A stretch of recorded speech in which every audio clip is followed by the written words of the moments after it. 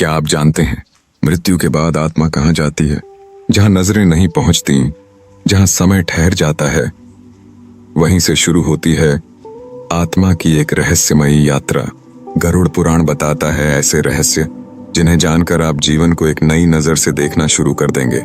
आज हम जानेंगे, क्या मृत्यु वाकई अंत है या ये तो बस एक नए अध्याय की शुरुआत है? आंखें मत झपकाइए, क्योंकि जो अब सामने आने वाला है वो आपकी सोच ही बदल सकता है। मृत्यु के बाद आत्मा की यात्रा। गरुड़ पुराण की रहस्यमयी दृष्टि। जब कोई मनुष्य इस संसार को छोड़ता है तो हम कहते हैं वो चला गया, लेकिन गरुड़ पुराण कहता है मृत्यु अंत नहीं है, बल्कि ये तो आत्मा की एक अद्भुत और रहस्यमयी यात्रा की शुरुआत है।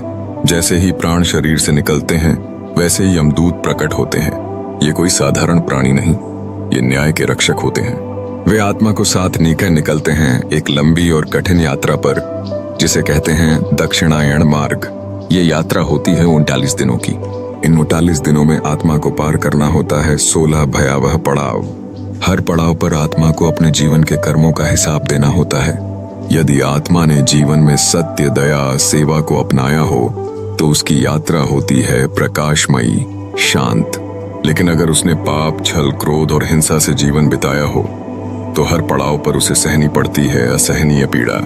इन दिनों आत्मा बहुत असहाय और कमजोर होती है। वो अपने प्रियजनों की तरफ देखती है, सहारा चाहती है। इसलिए गरुड़ पुराण कहता है इन दिनों में किया गया पिंडदान, तर्पण और श्राद्ध आत्मा को शक्ति, दिशा और मुक्ति देता है। आत्मा का अंतिम गंतव्य क्या होगा यह तय होता है उसके कर्मों से। या तो वह स्वर्ग में जाती है या नरक की ओर।